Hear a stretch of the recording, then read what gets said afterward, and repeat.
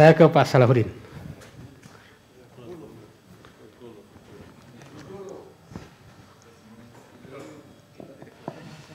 Terima kasih.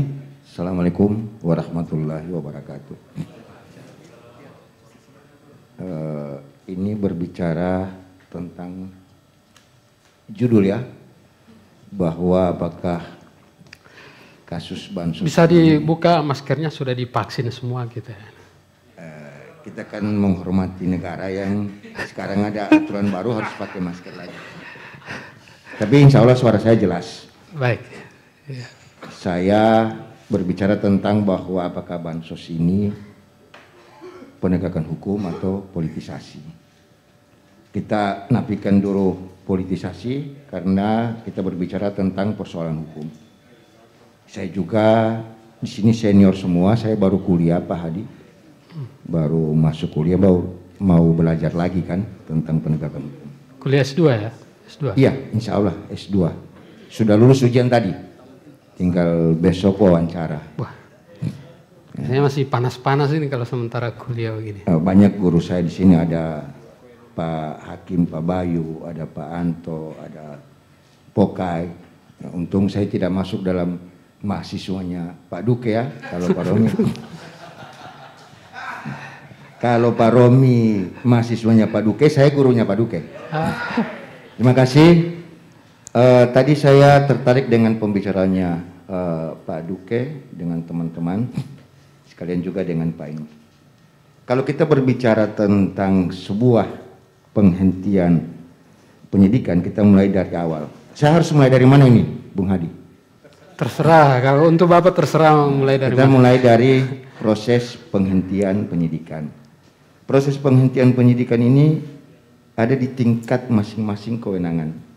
Ada di kepolisian, ada di kejaksaan.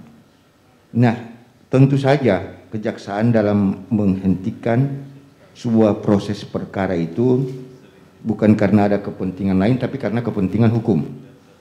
Itu yang pertama. Yang kedua, kalau saya menilai tadi apa yang disampaikan oleh Pak Aprianto bahwa dari awal kejaksaan di pra-peradilan ya, karena menetapkan tersangka seseorang, kemudian kejaksaan menyatakan bahwa penetapan tersangka sah, sehingga ditolaklah permohonan yang bersangkutan. Tapi di satu sisi bahwa tiba-tiba kejaksaan melakukan penghentian penyidikan, dan menurut beberapa orang bahwa ini merupakan sesuatu yang keliru dengan alasan yang tidak masuk di akal. Dari awal saya sudah katakan bahwa proses penyidikan itu adalah kewenangan penyidik. Kebetulan penyidiknya pada hari ini adalah jaksa. Memang dari awal dia mengatakan bahwa sudah cukup alat bukti untuk menetapkan seseorang menjadi tersangka. Nah, itu dalam proses hukum yang satu. Tiba-tiba di kemudian hari jaksa mengatakan bahwa tidak cukup alat bukti sehingga menghentikan proses perkara ini. Kita mulai dari awal dulu, Bung Hadia. Sebelum melakukan proses penyidikan, tentu jaksa ada namanya penyelidikan. Penyelidikan itu kan semua orang tahu bahwa untuk membuat apakah sebuah perbuatan ini merupakan tindak pidana atau tidak. Setelah ditemukan bahwa ini merupakan sebuah tindak pidana, dia naik pada fase namanya penyidikan. Mencukupi alat bukti untuk guna menemukan tersangkanya. Nah, kita tidak harus tergerus dengan ada orang mengatakan bahwa ini harus diproses, ini harus ditindaklanjuti karena ada putusan sesuatu dari peradilan. Nah, jaksa kan dalam meneliti sebuah perkara yang akan perlu untuk dilimpahkan ke pengadilan tersebut, tentu dia mempunyai alasan khusus bahwa apakah perkara ini menurut keyakinan jaksa sudah terkumpul cukup dua alat bukti. Yang kedua, apakah perkara ini memang tersangka tersebut yang ditemukan dalam proses penyidikan untuk ditindaklanjuti. Karena kewajiban jaksa itu dia harus mempertahankan perkara tersebut sampai di tingkat peradilan dan menyatakan bahwa memang benar-benar melakukan perbuatan melawan hukum. Nah, kalau kita kembali, saya tergelitik lagi yang disampaikan oleh Dr. Duke tadi ya, bahwa pasal 82 ayat 3 huruf B ya. Di situ dikatakan bahwa ada multitafsir. Tidak ada multitafsir dalam pasal tersebut. KUHP menjelaskan bila mana dalam hal penyidikan, proses penghentian penyidikan dan penuntutan dinyatakan tidak sah, maka pengadilan memerintahkan wajib untuk dilanjutkan. Pengadilan menyatakan bahwa wajib untuk dilanjutkan, tidak harus kita tafsirkan bahwa dalam bentuk penetapan. Seperti yang dikatakan oleh juru bicara pengadilan tipikor kemarin, bahwa putusan itu merupakan kewajiban yang harus dilaksanakan oleh penyidik atau penuntut yang diperintahkan di muka persidangan yang terbuka untuk umum. Tanda kutip kan kembali kepada proses apakah penyidik mau menindaklanjuti putusan tersebut. Ini kan bukan berarti kita harus menyerang penyidik bahwa penyidik punya niat atau tidak. Tetapi bisa saja penyidik mengembalikan bahwa putusan pengadilan itu wajib untuk dilaksanakan. Tetapi penyidik mengatakan bahwa apakah ini proses hukum, apakah sudah terang benderang perkaranya, apakah perlu untuk ditindaklanjuti. Karena kejaksaan itu kembali kepada proses sebuah penyidikan. Memang penyidikan diatur di dalam peraturan Jaksa Agung. Tetapi penyidikan yang diatur oleh KUHP tidak terbatas waktu. Tidak mudah untuk melakukan sebuah penyidikan membawa sampai kepada proses persidangan. Dia harus pertahankan hak tanggung jawab seorang jaksa sebagai penuntut umum di balik jaksa sebagai seorang penyidik. Jadi ini kita tidak harus melihat dari satu sisi, Bung Hadi, tapi kita melihat dari berbagai macam sisi yang ada pertimbangan hukumnya. Nah, terus kemudian tentang persoalan bahwa tadi juga Dr. Duke mengatakan bahwa ada putusan-putusan pra-peradilan yang tidak ditindaklanjuti, ada putusan-putusan pra-peradilan yang tidak dilaksanakan. Dari dulu saya sering katakan kepada teman-teman, kepada adik-adik, sistem hukum kita beda dengan sistem hukum di Amerika. Sistem hukum kita Eropa kontinental. Putusan yang terdahulu tidak wajib diikuti oleh hakim yang sekarang. Itu putusan, setiap putusan itu hakim punya keyakinan berdasarkan fakta persidangan, berdasarkan proses yang sementara diperiksa. Atas keyakinan hakim bahwa menyatakan bahwa tanpa harus mengikuti putusan terlebih dahulu.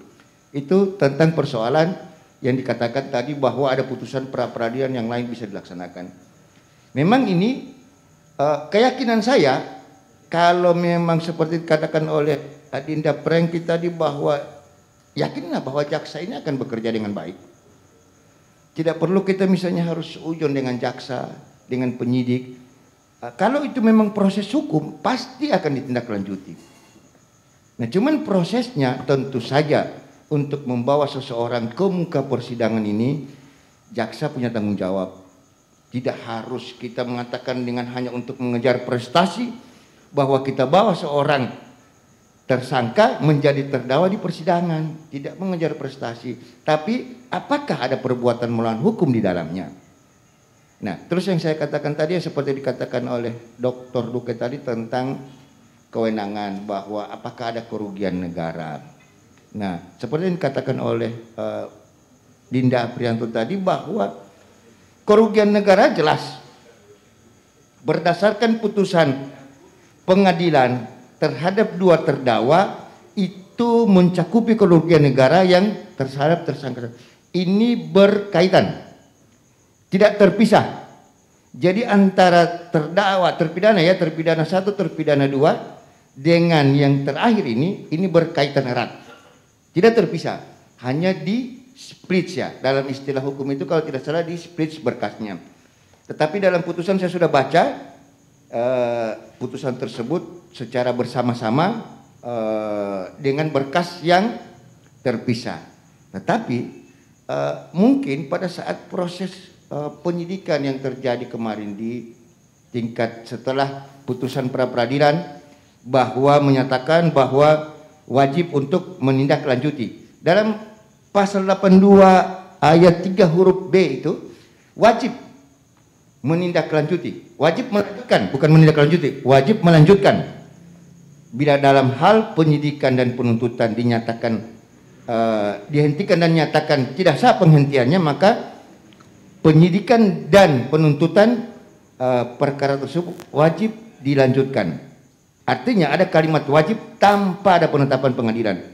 Putusan pengadilan itu wajib kita sebagai warga negara yang taat hukum wajib melaksanakan putusan pengadilan. Tidak menunda ya, wajib melaksanakan putusan pengadilan. Mungkin ada hal-hal lain yang perlu diperbaiki oleh jaksa. Jangan kita seujon dulu terhadap jaksa. Mungkin ada hal-hal lain untuk melengkapi. Ini untuk melengkapi, untuk dilanjutkan pada proses pembuktian apakah wajar untuk dibawa ke pengadilan atau tidak. Mungkin itu, Bung Hadi ya. Baik. Bisa saya tanggapi, Bung Hadi? Saya agak bingung Pak Salahuddin ini di pihak mana ya? Pak Hadi. Jadi begini, Bung Hadi. Sebentar Pak Duke. Kita ini kan dihadirkan di sini duduk bukan berarti kita untuk membela si A atau si B ya, berpihak kepada si A dan si B. Tetapi kita coba untuk meluruskan bahwa setiap orang punya hak yang sama kedudukannya di depan hukum dan untuk mempertahankan hak tersebut. Jadi tadi saya sudah cerita dengan Bung Alion, saya sampaikan sama Bung Alion, saya hadir kapasitas diundang untuk kita sama-sama belajar. Saya kan baru belajar, baru mau masuk S2, jadi saya baru belajar. Kalau ada kekeliruan yang salah terhadap penyampaian saya, untuk saya harus membela si A dan si B, karena dosen saya mengajarkan bahwa saya harus lurus di tengah-tengah.